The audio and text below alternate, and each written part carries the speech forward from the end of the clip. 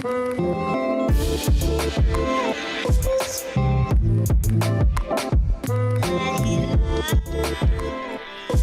this is Sanyam Bhutani, and you're listening to Chai Time Data Science, a podcast for data science enthusiasts where I interview practitioners, researchers, and cagglers about their journey, experience, and talk all things about data science.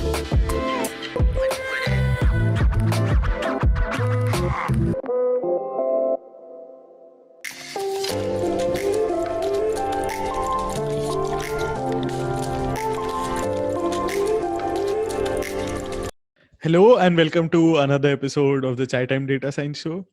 In this episode, I interview a machine learning hero who's been inspiring and empowering many future heroes through their open source work, Ines Montani, co-founder of Explosion, the company behind Spacy, Prodigy, and Thinc.ai. Yes, these are open source frameworks. If you've been living under a rock, Spacy is a open source framework for industrial strength natural processing in Python. That's the headline of the framework, or one motto of the framework. We of course talk about all of the amazing work that Ines and the team at Explosion has been doing, her journey into the field of programming, her journey into the field of NLP, and her journey at Explosion. We talk about all these things, all these three things, along with all of the amazing work that Explosion has been putting out. Yes, Spacy, Prodigy, and Thinc.ai. Thinc.ai is the latest framework that has been put out. We also talk a lot about open source development and the NLP industry. All of these amazing things in just one single podcast. I'm really excited to be releasing this, and I hope you enjoy the conversation as much as I did. Two quick reminders to the audience. Please remember to subscribe to my newsletter to stay up to date with whenever the written blog posts or the newer episodes come out. And if you are a non-native English speaker, please remember to enable the subtitles on YouTube because those are manually checked, and I hope they help your watching experience. Without further ado, here's my interview with Ines Montani. Please enjoy the show.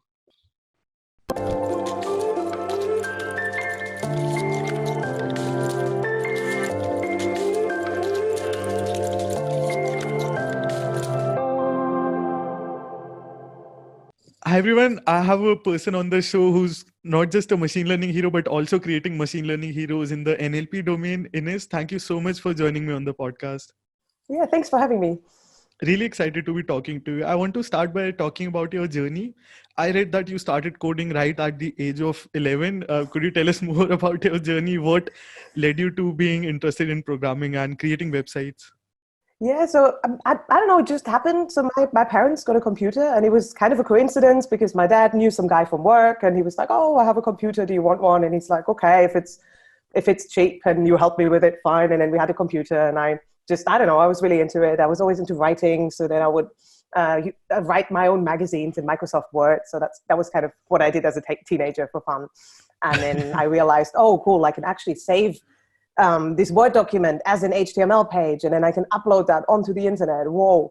And so that's kind of how that started. And that was very fascinating. And then I don't know, I just started exploring more of like, how do websites work?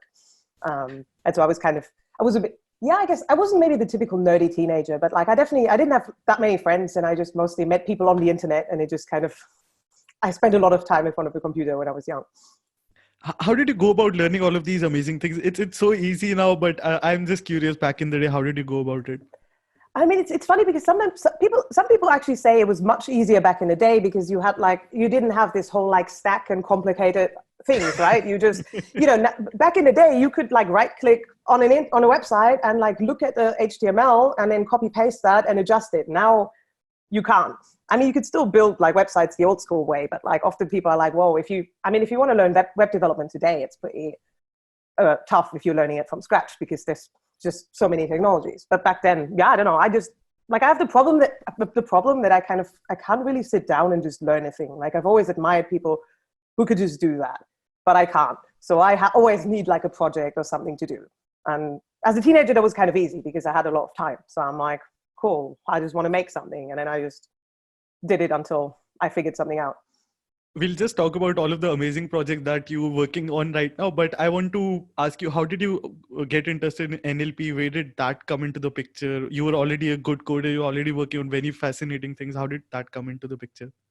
Yeah, kind of. It also kind of just happened because basically, I was mostly working actually in like a front end and web development, and I happened to meet Matthew Honorable, my co-founder, randomly, and we started talking about what we're working on, and I did linguistics as part of my degree in uni, so I was kind of familiar with the concepts, and actually that sort of made me realize like, oh, okay, there's actually a way I can combine all of these things. Like I can combine language, I can combine programming, I can maybe even combine, making things usable, making things fun, that sort of drive. So that's kind of how it started. So the first thing, Matt was already working on Spacy, our open source library, and he wanted to build this visualizer, and he kind of explained the concept to me. And I remember first thing I said to him was, it sounds kind of boring. I don't know if I could be bothered like working on that with you. I have other stuff to do. I have other projects. But I did end up working on it, and it's like probably one of our most popular demos and visualizers to date. So that's kind of how it started. So for the audience that is living under a rock or whatever, what is Spacy if you were to describe it to the complete unaware ignorance? Okay, so Spacy is an open source library for natural language processing, or NLP, in Python. And the underlying idea is there's just tons of text. Text is everywhere. We communicate in text. We produce like tons of text. And at some point you want to analyze this text, and you want to analyze amounts of text that are more than a person can just read. And at some point you want to analyze text beyond just looking for keywords. You maybe want to know what's a verb and what's a noun, who does what, which persons are mentioned, which companies are mentioned, how does it all fit together, what's the text about, and it turned out that that's something actually machines can do quite well these days. It's something you can predict statistically, because language does sometimes follow some patterns, and Spacy is a library that can basically help you with that. And it's for developers, so if you want to build an application that wants to analyze text, you can use Spacy to make that easier. I love a quote from I think one of the talks, developers gonna develop and you enabling them. But I think that was actually in India, I did at PyCon India. Yeah. Unfortunately, I couldn't make it to that event. I really wanted to. I mean, it was a great conference, and I met lots of interesting people from the community, so that was really cool. Please come back soon. No, I'd love to. I feel like I still haven't seen very much of. Well, I would never say, oh, I've seen a lot of India, because I've been to one city for like a very short period of time. I haven't even seen much about Chennai, but I'd love to come back. Yeah. Anyways, the developer's going to develop. Yeah. Now going back in time, when you started about developing Spacy, what were your, if I make competitors, like what was the scenario like? Because back in the day, there was not so much talk even about computer vision, if I remember correctly. Why go with creating a library? So I think the main motivation came from Matt when he was working at academia. So he was working as a postdoc. He was doing research in the field. He'd been doing research for quite a while. And it came to a point where, he was in a position in his career where he had to, write grant proposals and do this sort of, boring academic job that he didn't want to. Yeah. And also more and more companies were interested in actually using his code and using his research models. And he was like, well, it's research code. You shouldn't be using research code in production and to actually do things. But it showed that there was really this need, that the technology was slowly becoming more and more usable and practical, and you could actually do stuff with it. But a lot of the work and a lot of the libraries and a lot of the code just obviously focused more on research and teaching. And so that's kind of what motivated Spacy to really build a library from scratch that was actually intended to be used in production, and fast, efficient, with a concise API and so on. And that was sort of the framework, the fundamentals, and inspiration. How has the journey been since you started? Even the field has evolved so much. Now transformers are just a thing. Every second day is a day on the Bird Street. What are your thoughts on the evolution, and how do you see the industry changing now that we have these billion parameter models coming out? Yeah. So I think it's definitely exciting. Like, it was a very exciting time because we're finally, at a point where, cool, the technology becomes really useful. It's not just like slightly interesting or a bit useful, like it's actually, you can actually do like pretty impressive stuff with it. So transfer learning was definitely a big part of that. And I do think it solves a lot of the problems that people were having. On the one hand, sure, you always have, you have the research where it's about like, oh, let's train another model, let's beat another leaderboard. And a lot of the algorithmic research is very relevant, and that's also what's driving production forward. But I think there's also I don't think the future will be in training like even more billion parameter models. And I also think the reality we see in people actually trying to solve real life problems is that often these problems aren't even necessarily things you can predict end to end. People want to do very, very specific stuff. People want to analyze very specific things to their use case. And that's not just something you can throw a huge model and tons of GPUs and TPUs at. It's like it needs a lot more moving pieces. You actually need to know what you're doing. You need to know which building blocks you have available, how to put them together. And so that's also something, we're very interested in. That's something we're working on to make it easy to kind of combine all the different approaches to NLP and make them usable. Maybe sometimes you want to use this huge BERT model to initialize, whatever you're training. In some other case, you maybe just want to use a bunch of regular expressions and, maybe some smart conditional statements to get a job done. And those are all like valid techniques. And I do think that's also what kind of matters in like a real world application. You're an enabler of developers and otherwise, but you mentioned the traditional algorithms and the most modern ones in the same sentence. Which ones do you think are more production ready? You must have spoken to a few users. Do you see any directions for the field, any trends? I mean, obviously, I think if you're interested in what's more production ready or what like works better, of course, things that have been around for much longer are usually, more explored and more reliable. And often there are things where, look, if you just want to do something very basic, like, finding some keywords or, expressing a very basic logical relationship, like, yes, you can throw like these huge models at it, but like there are easier ways. And just because something is deep learning doesn't mean you have to use it. Like something's kind of sad. I hear from people who like want to do something very basic. Like I think there was a user they needed to extract digits from their text. Okay. And I was like, oh, digits, like, just numbers. Like that's, can you just write like a reggae? And the person was like, well, my manager wants us to use deep learning. And I'm like, that kind of sucks because any model you train will likely be less accurate than a regular expression that you write. But I mean, there are other use cases where like, well, before it was absolutely not possible to like, analyze text or like process text or generate text with that level of accuracy, or even, train these models because you always have to train them from scratch. It was difficult to share knowledge across tasks. And that is now something we can do by pre-training those models. So, and I don't know, we'll see, but I think it's very promising. And I do think it's definitely kind of, it's already, I think, a pretty standard workflow in people's NLP toolboxes to say, okay, I'm starting with a model. I pick something to initialize it with, whether it's like basic word vectors or like, I don't know, a language model, something like BERT, something even fancier. And then I train and fine tune it for my specific purpose. I would say that's like production ready in some sense. Yes. Okay. I want to pick another quote from, I'm not sure if it's the same talk, but unlock developer experience and unlock creativity. And the Spacy API design is really fascinating. Do you, in hindsight, do you remember any other APIs that inspired you, or how did you make the API design choices for Spacy? I don't even know if there was some.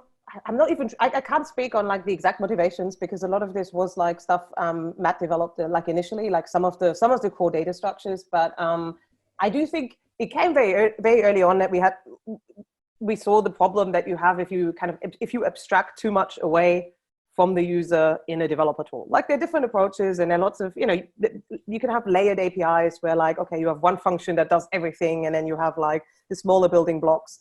But we did see that, okay, there are a lot of things that like make your life harder going forward if you, if you make things too abstract and if you kind of, if you steal the entire control flow from the user. And it's also difficult to walk back on that. Like, we can see that some examples, like maybe even, early TensorFlow did a lot more of that. And now, TensorFlow 2, has like that's the layered API idea that really, gives developers much more control. But like there are some designs that are much more limiting. And we did see that, we tried out some things. We did maybe wrote some APIs that weren't that great and that we, kind of adjusted. But I think that was always kind of a core motivation or idea. Was it always goal driven for you? The 3 goals that are already laid down on the Spacy website, you wanted to be production ready, and 2 more stringent goals that you've always aimed for. Has that been the case? So you mean kind of as like the business focus of things? So sorry, maybe I misheard the question. I'm just again going on another tangent. Did you always have a goal for the Spacy API that you wanted to accomplish, and that led you to making the design choices? Yeah, I think so. Spacy, definitely the focus was always, yes, production ready, industrial strength. So basically something you can actually use and rely on. That was one idea. Then, giving, developers kind of the building blocks they need while still making it reasonably flexible. And we've always had the plan to build the business around the library. So that's also why we said, look, this is something you should use in production, and we also need to make sure that it's actually something you can rely on. And that was because for open source, that's not, people have different motivations why they open source their code. And for us, it was always, look, we want to, there's a lot of potential in there. Companies want to use these technologies. We want to make this easier. We want to do a lot of open source, but we also want to build a business around this. And if you want to do that, you also need to build good software and convince people that like, well, you do good stuff or they can rely on the stuff that you build. Okay. Talking about business, you also co-founded a company with Matt, Explosion. How did you pick your co-founder? What led to that decision? Why did you take that leap into the startup world? I mean, this was kind of random. Like people often don't believe this, but Matt and I met socially completely outside of any work related or development related context, which is kind of weird to think about. Like we didn't even meet randomly on the internet. It was like in real life while he was visiting Berlin and considering moving here to start a company.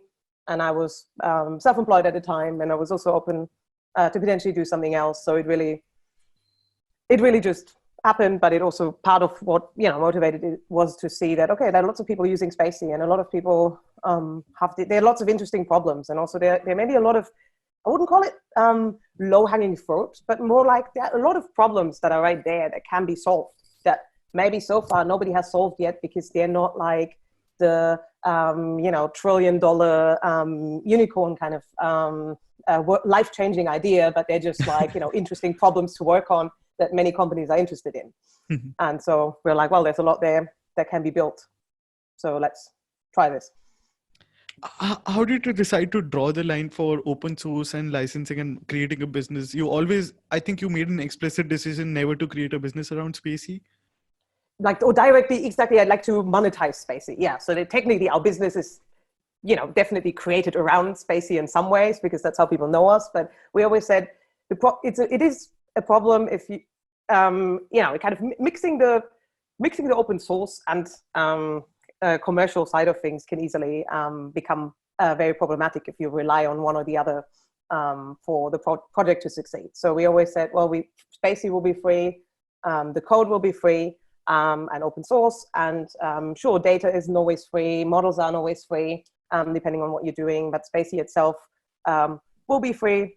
And we also we also realized very early on that it can be problematic if you want to build a consulting business, or if you want to sell helping people with your software, even if it's open source. Like in some ways it can work, but if it's really about like, oh, that's our enterprise strategy, that can be really difficult because we've always wanted to have good documentation is like a huge part of what we're doing and what I think makes a good developer tool. And so if your docs are too good, people use your software and don't have any problems, and then they don't need you and they don't need to pay you money. But if your docs are too bad, people don't even adopt your software and don't want to use it. So I think it creates this really weird like incentive that's very difficult to get out of.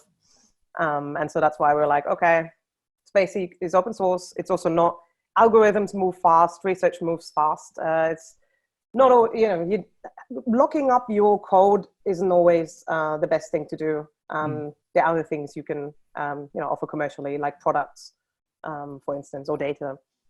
Yeah.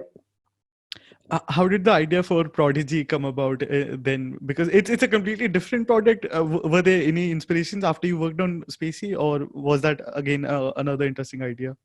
No, I think it was kind of directly inspired by Spacy and also some of the early consulting we did. So when we decided to found the company, we decided not to take venture funding and to bootstrap the company.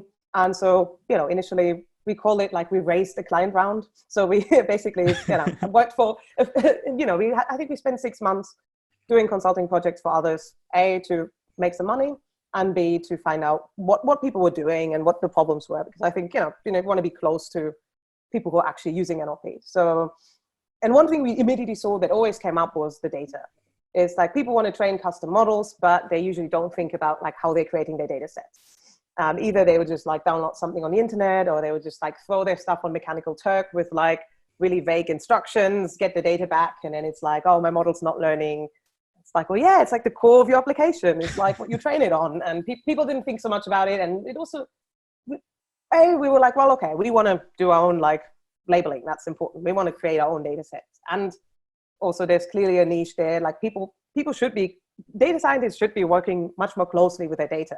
It's one of these things, or like, it's kind of one of these things like that everyone knows is true. Like, oh, you should eat more vegetables, or you should like floss, or you should do whatever, but like you kind of don't get around to doing it. And we were like, well, it's kind of a shame because it's important. So like, well, what would a tool look like that we would want to use to create training data, to label data, to create consistent data, to run training experiments? And that's kind of how Prodigy was born.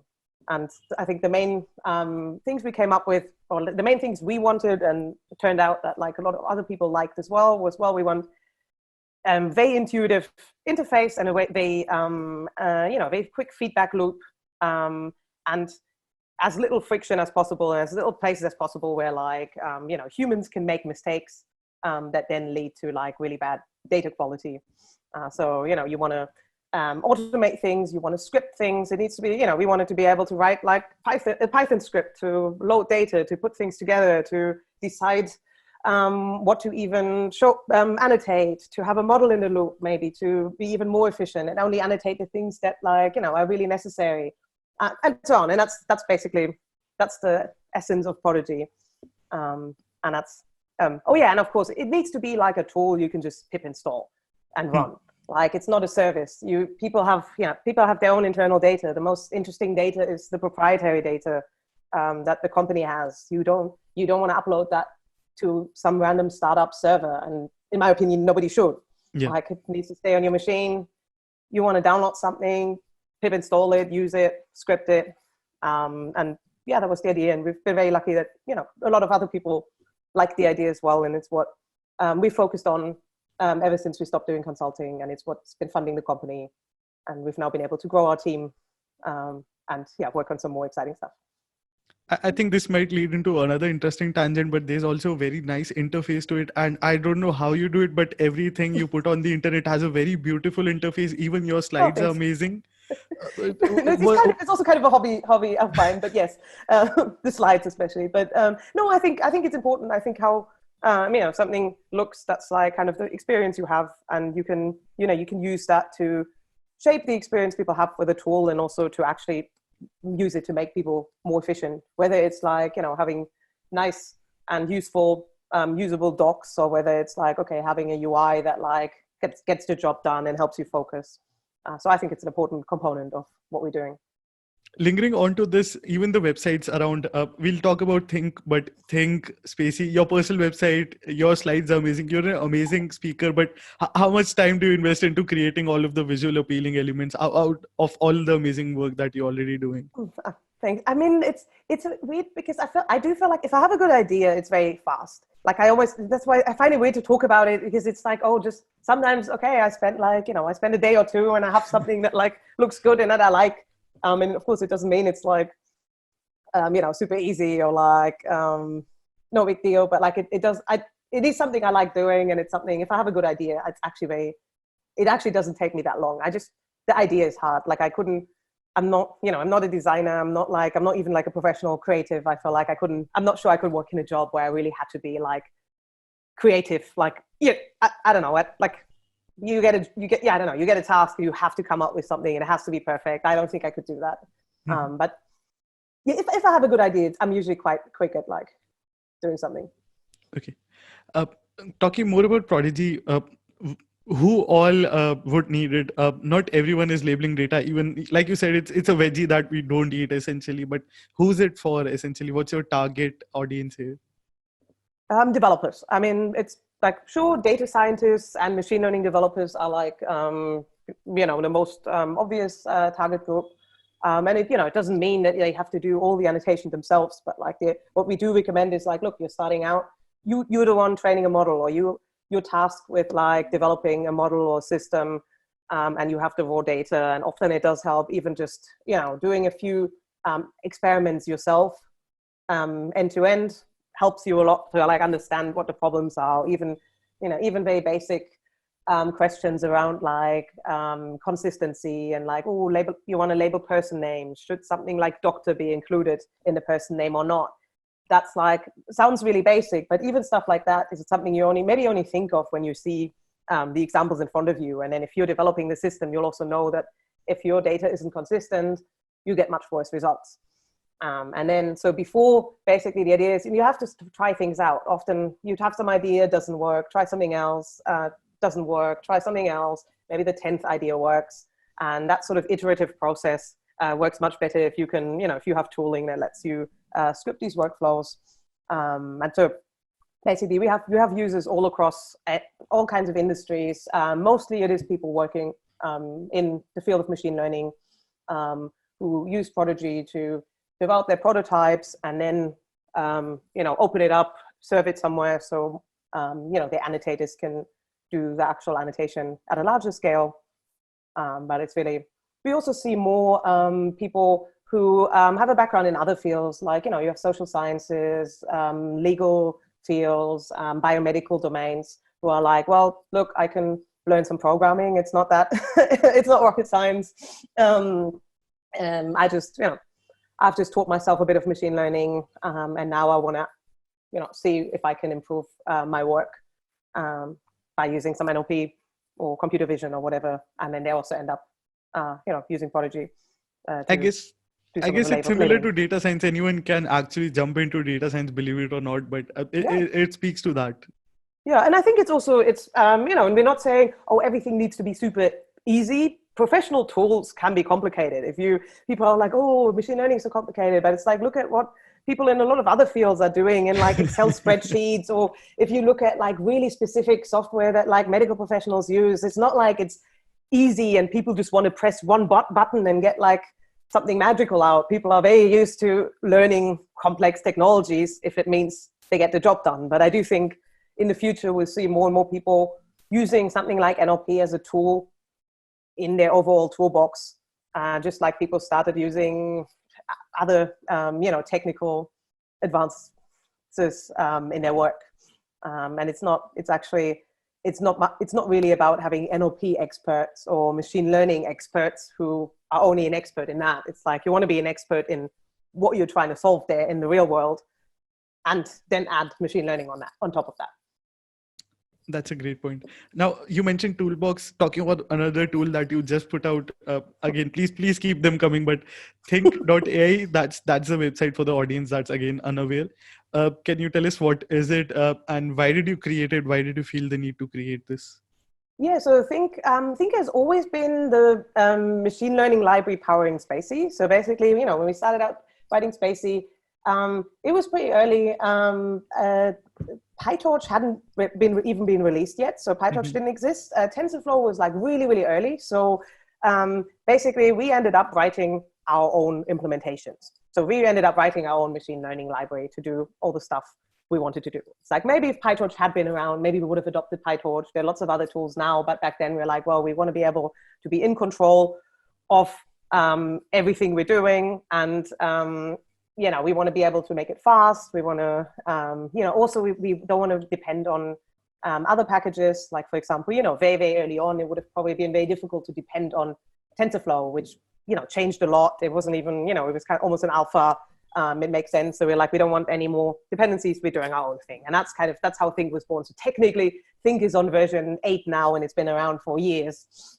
But we also always said, well, it's open source. If people wanted to look at it, people can use it. But like, we didn't explicitly encourage people to use it because it was a bit messy and it wasn't like kind of ready yet. But now basically kind of at some point last year, we were like, well, okay, one big thing people want to do is people want to use their custom models in Spacy. So and back in the days, a few years ago, that was a bit different. People wanted implementations they can just plug in. Nobody wanted to adjust a named entity recognizer or, even training custom components was much less common. Now there are a lot of people who know how to use machine learning libraries. People have very specific ideas of the model implementations they want to write, and they want to use them in Spacy. And that was what motivated kind of rewriting Thinc from scratch to make that sort of thing easier.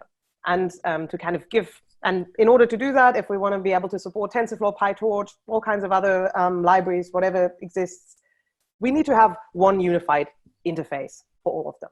And we've also, Thinc has always had a more functional programming approach to writing neural networks, which kind of also made it a lot easier to think about what's going on, what's passing through the network.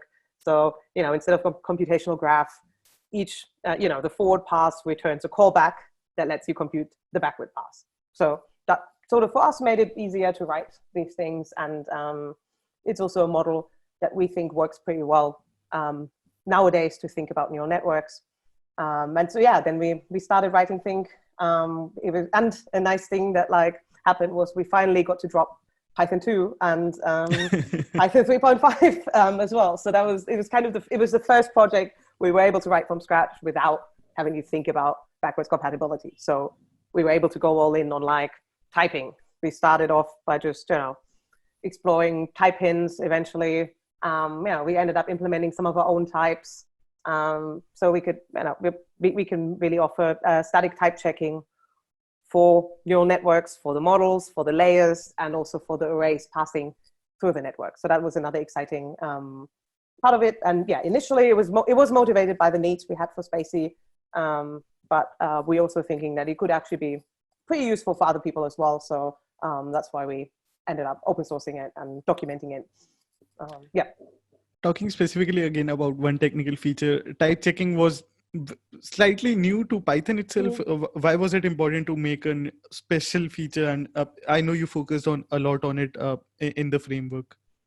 So I mean, one big problem is that just neural network code is really abstract. And it's even, even if if you know NumPy really well, if you know arrays well, and you can understand it all, but I think everyone agrees that it's an abstract thing that's going on there. You have these multi-dimensional arrays that are passing through and then back out, and on the way in and out, they reshaped, they changed, and at the end of, if you have one bug somewhere in one layer deep down, it can be very, very frustrating to find that. So before we'd constantly have stuff we'd have all these could not broadcast shape whatever into shape whatever, and you're like, shit, somewhere I have a mismatch. Now let's find out where it is. So that was this frustration that we thought, okay, that kind of I don't know, that's sort of what static type checking was made for, to make things easier. Or you're chaining two layers together, and one of them outputs something and the other one expects something else. That should not, and you could carry that through for a very long time and have these annoying bugs. So we thought actually, it could be, it can be great if, imagine, you're writing your code and you're writing pretty complex layers and, your backward paths that's reshaping your array, and suddenly, you get this underline, one line is underlined and it says this is a mismatch. This function should return a two-dimensional array, but you have a three-dimensional array here, and you're like, shit, I made a mistake here. So it was, and it's still not 100% perfect. It's kind of, it did require basically kind of sketching out a lot of the NumPy array methods and array attributes, and have other custom methods that are all typed. So you can actually infer what's expected if you call some on an array of that shape, and so on. But like we did some of the groundwork for it, and it was very, very promising. So yeah, I think as the ecosystem is very, very young still, and there's a lot of work done on MyPy on the type checking. But I do think going forward, I think this might play a big role. And ultimately, the goal is to make developers more efficient. Like, you know, if you have fewer bugs, or if you write a bug and you immediately see it as you write it, that's good and much better for everyone, because it makes you more efficient and you can focus on like doing other stuff instead of chasing down that one bug later. Looking back at your amazing open source journey, were you always drawn to keeping things open source, creating something for the community, or do you have any proud moments from this amazing work that you've been doing?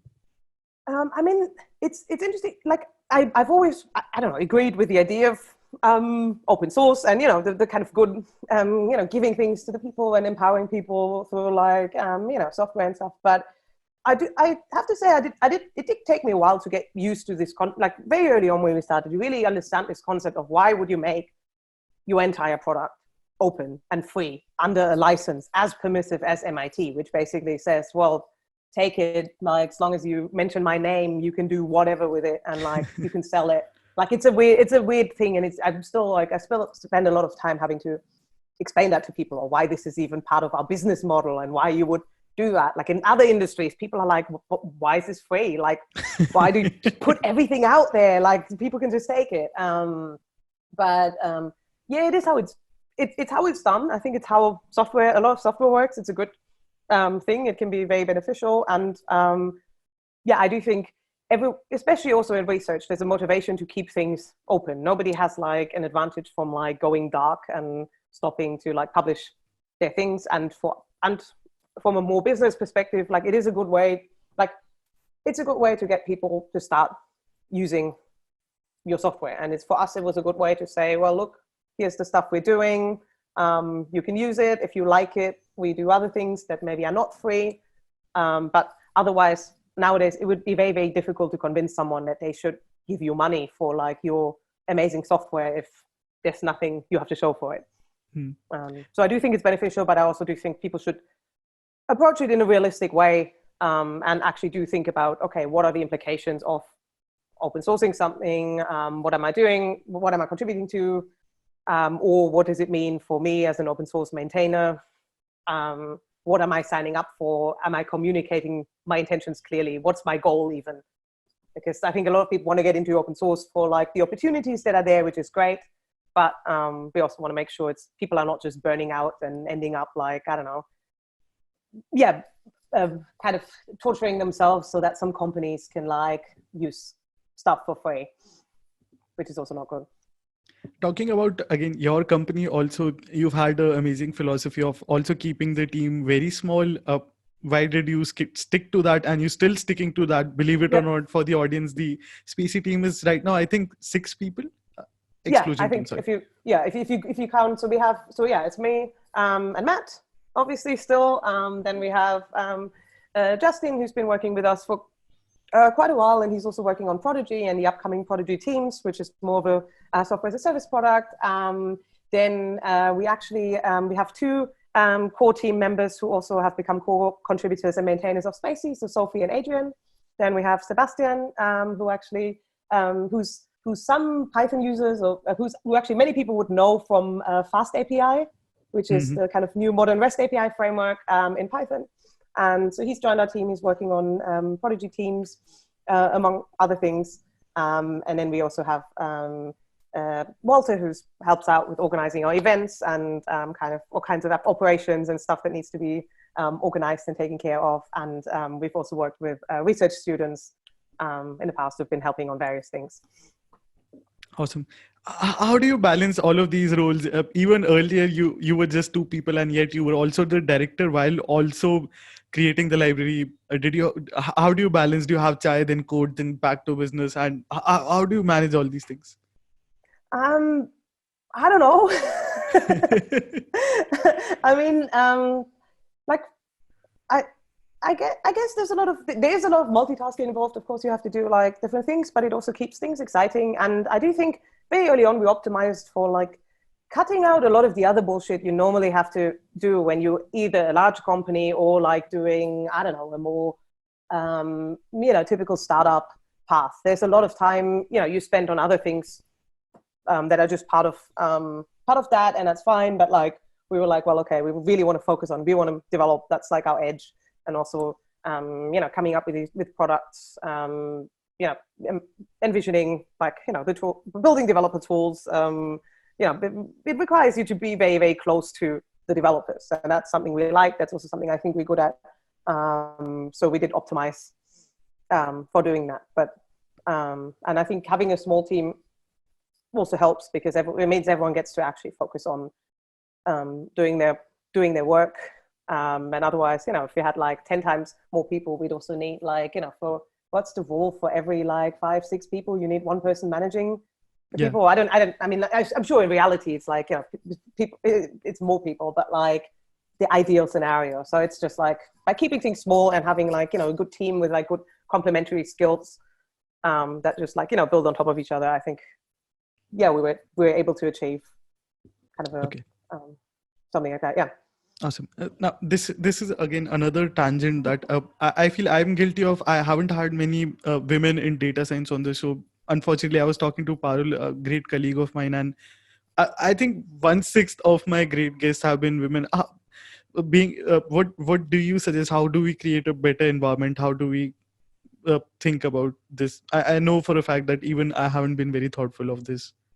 Yeah, I mean, I don't know. I'm not like, I wouldn't say, okay, just because I'm a woman doesn't mean I'm an authority on like, all things women in tech. And also I've been in a position where I was very lucky that I was able to bypass a lot of the challenges that like other people in the field might, or other women in the field might face. For instance, like I never actually had to work myself up in a very corporate environment, which is what's still like, very problematic. Or I was able to always work in a way and on projects that were very visible, because that's in some ways I do think, the visibility does have an impact on, on it, sort of, promoting the work, and also showing to other people in the field that like, okay, look, there are other people like you, or there are other people you can, take some inspiration from, or whatever.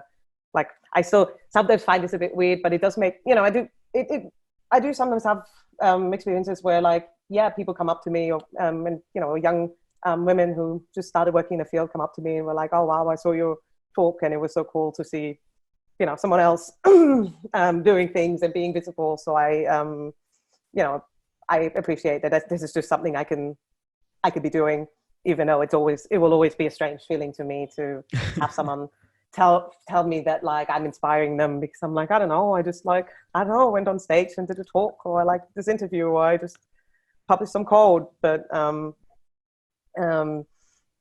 I don't know, it's a very like the deeper problem is like very deep, and it's that'll be a very big like tangent if we were going to talk about all the things that are wrong in the industry, that make things unnecessarily hard for women and other like minoritized groups. But I do think, for example, yes, like visibility is good, and also conferences, hiring diverse speakers and diverse lineups, and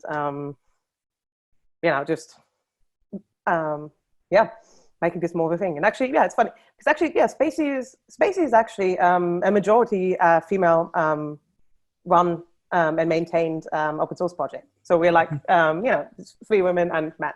It's some people are like, oh, but why does this matter? It's about like the skills, and it's like, well, yeah, it shouldn't matter, but it is in fact quite rare. I mean, look around, like it's not, it shouldn't be like, oh, a big deal or makes the thing special, but it's like, it's not that common. But anyways, I'm happy to, have it work in a team like that, and, run my open source project this way.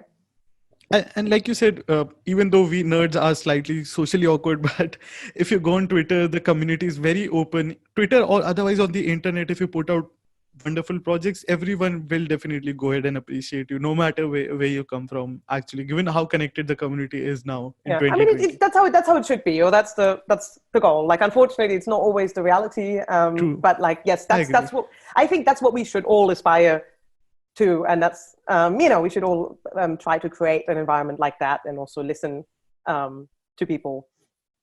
So yeah, I agree. Awesome.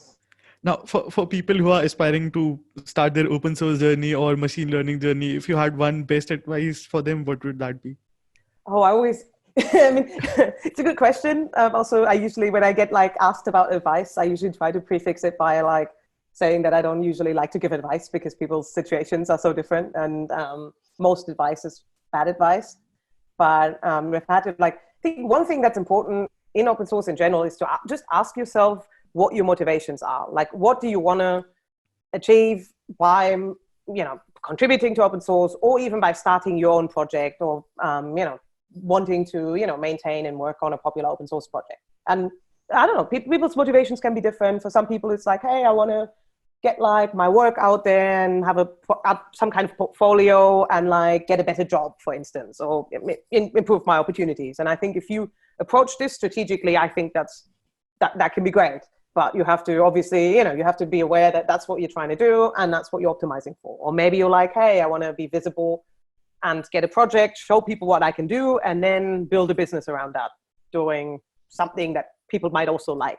That's also a valid idea. Or hey, I want to learn more about a certain subject. That's great. But I think it's important to like really ask yourself that and think about, okay, what this means and what you should prioritize and how you should go about it, because otherwise, you don't want to be wasting your time or ending up in a very unpleasant experience that you don't actually gain very much from, like maintaining some project that a lot of people relying on, that's not very fun, that makes it very, very difficult to monetize or start any business around, that makes it hard for people to hire you. So you're just like working away for someone else for free. That sucks, and nobody should be doing that. And I think by being more strategic around why you're doing open source and what you're doing, I think we can make the experience better for everyone and actually make sure that people benefit from it in a way they should, and get like get a return on like the work they put in. Awesome. Now, my final question is, I think, a challenging one for you. What is your favorite tattoo if you had to pick, and the story behind it? Okay, I mean, I do have to pick one. So and it should be one that I can actually show, right? So I mean, actually, I have a few. So like one that's actually, that you can see very easily here. It's supposed to be a W. It's very small, but it actually has an interesting story. So this was done as part of the human rights tattoo. I think maybe you can add like the link to it in like the video description or something. Yeah. Basically, it's a really cool project. They're traveling around the world and they're tattooing one letter of the Declaration of Human Rights onto one person each. And okay. I don't know how far they got by now, but this was years. I think they're still doing it because there's a lot of text and there are a lot of people. But so I need to look it up which exact W of like the Declaration of Human Rights I have here. But I thought it was a cool project, and I don't know, I think they're still traveling the world. So if you're into, or if someone who's watching this is into tattoos, and I think it's a cool project to support. So that's one. I think that's actually, I mean, I have quite a few. I have some that I can't easily show. I got like a tattoo to like celebrate like my love for the internet and growing up on the internet. Okay. I have a tattoo for my pet rats who have unfortunately died now, but I got one for them. I got a sloth because I really like sloths. Awesome. I got some that I have with friends. This is like, you can't really read this, but it's a lyric from like a popular German singer who was especially popular in, I think, in the 80s. I don't know if the 99 Red Balloons, the song.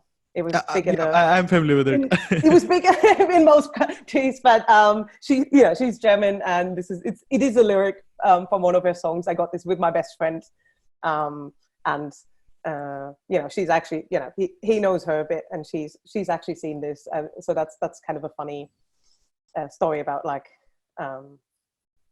But yeah, anyways, there's a lot. But I think the human rights tattoo is kind of the coolest story behind it. I'm glad I found also, a challenging question. As a disclaimer, also, of course, tattoos do not have to mean anything. Like I'm not saying if you get a tattoo, it has to have a story. You can just have like tattoos that don't mean anything, and that's totally fine too. And also, not every stranger needs to know what all of your tattoos mean. I'm glad I found a challenging question for you. Yeah. Okay, Ines, before we end the call, if you want to mention any platforms where we can follow your amazing work, I'll definitely have them linked in the description. But if you'd like to mention them for the audience who's too lazy to scroll you in. So I think the easiest one is my Twitter. If you're on Twitter, I think it should be shown in the video as well in the corner. And yeah, that's where I'm mostly posting about work, my thoughts on like NLP and other stuff I'm doing. Well, that's also the easiest one to connect. I never check my LinkedIn messages, so don't message me there because you're not going to get a reply because it's full of like recruiter spam and other stuff. So I just stopped. Okay. But yeah, Twitter is the main platform that I use. And of course, you can check out our open source project on GitHub and get involved there. Check out the websites, the docs. There's like a lot there if you're interested. Again, as a reminder, audience, please don't be lazy. Scroll to the show notes if you want to find these links. Ines, thank you so much for all of your contributions to the community, and thank you for creating all of these frameworks for us. Thank you.